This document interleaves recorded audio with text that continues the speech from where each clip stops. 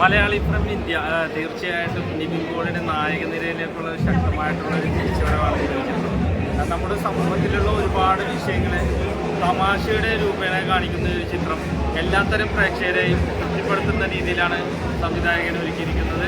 തീർച്ചയായിട്ടും ഇതിൽ അഭിനയിച്ചിരിക്കുന്ന ഓരോ കഥാപാത്രവും അവരുടെ റോളുകൾ ഭംഗിയാക്കിയിട്ടുണ്ട്.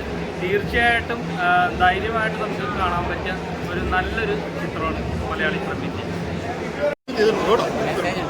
നല്ലൊരു മെസ്സേജ് വേണം. ഞാൻ പറഞ്ഞല്ലോ, ഒരു കർണാടക മതം ഉൾപ്പെടുത്തരുത്, അതിനെപ്പറ്റിയുള്ള ഒരു ഇതാണ്. വിദ്യാഭ്യാസത്തെ പറ്റി എല്ലാം നന്നായി ചെയ്തിട്ടുള്ള ഒരു ഫീൽ ഗുഡ് മൂവി കേട്ടോ. നല്ലൊരു ഫീൽ ഗുഡ് മൂവി. അവസാനമായപ്പോഴത്തേക്കും നന്നായി എന്ന് വെച്ചാൽ ഇൻട്രോൾ ആയപ്പോഴത്തേക്കും എന്നാലും പക്ഷേ നന്നാക്കി എടുത്തിട്ടുണ്ട്. ധ്യാനും നമ്മുടെ നിവിൻ പോളി തകർത്തു. അതായത് ഷൈൻ ടോം ഒരു സീനേ ഉള്ളെങ്കിലും ഷൈൻ ടോം നല്ലൊരു ഗൈഡ് ചെയ്തിട്ടുണ്ട് കേട്ടോ. നമ്മുടെ ഭരണഘടനയിൽ മതം ചേർത്തുള്ള ഭവിഷ്യത്തിനെ പറ്റിയാണ് പടം കൂടുതലും കൈകാര്യം ചെയ്യുന്നത്. നല്ല പടം, ഫീൽ ഗുഡ് മൂവി, നല്ല അഗ്നിച്ചിറകൾ ആ ബുക്കിൻ്റെ ഒക്കെ ഇൻസ്പിറേഷനൊക്കെ ശരിക്കും വന്നിട്ടുണ്ട്. എന്തായാലും രസമായിട്ട് വന്നിട്ടുണ്ട്. അഭിനയിച്ച എല്ലാവരും കിട്ടുന്നുണ്ട്.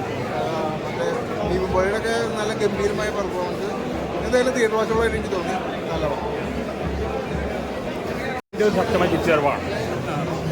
വർഷത്തിന് ശേഷം ഇതിൻ്റെ കോമഡി സെൻറ്റിമെൻറ്റ്സ് എല്ലാം ഉണ്ട്. ജനഗണമന പോലെ പൊളിറ്റിക്കൽ ലിറ്റിക്സ് കാര്യമൊക്കെ ചെയ്യുക. എന്തായാലും ഞാൻ ഫസ്റ്റ് ഹാഫ് കോമഡിയാണ്. ഫസ്റ്റ് ഹാഫ് സെൻറ്റിമെൻറ്റ്സ് എല്ലാം രാഷ്ട്രീയപരമായിട്ടും മതപരമായിട്ടും ചർച്ച ചെയ്യുന്നതുമാണ് ജനഗണമന ബിജു അഭിനയിക്കേണ്ട. പിന്നെ ഒരാൾ നിവിൻ്റെ ശക്തമായി തിരിച്ചുവരണം. എല്ലാം കൊണ്ടും ഇതിൻ്റെ മെസ്സേജും ഉണ്ട്, ഒപ്പം എൻ്റർടൈൻമെൻറ്റും ഉണ്ട്. അതാണ് എൻ്റർടൈൻമെൻറ്റ്സ് മാത്രമേ ഉള്ളൂ. മെസ്സേജും ഉണ്ട്, ഒപ്പം ലാഗും അടിക്കുന്നത്.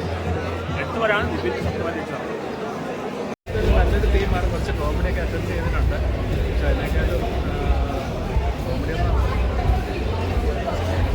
ക്ലൈമാക്സ് തീമാണ്. ഉപദേശമാണ് ഈ സിനിമയിൽ മനസ്സിലാക്കാൻ പറ്റുന്നത്. സൂപ്പർ സിനിമയാണ്. ഞാൻ കുറച്ച് ലേറ്റ് ആയതുകൊണ്ട് ആദ്യം എനിക്ക് കുറച്ച് കാണാൻ പറ്റിയില്ല.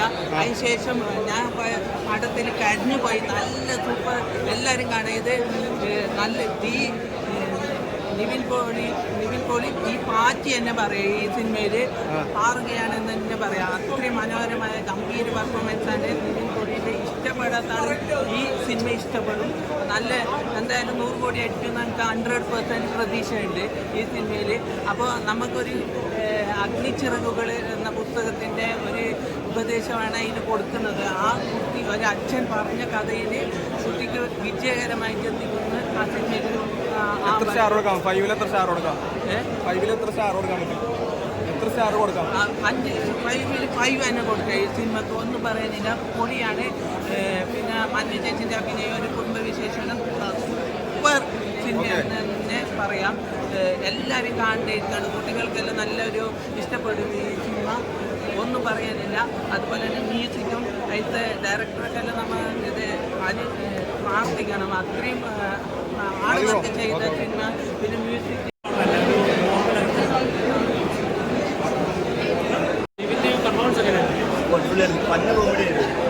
നിവിൻ്റെ ധ്യാനിൻ്റെ കോമ്പോ കണ്ടിട്ടുണ്ട്.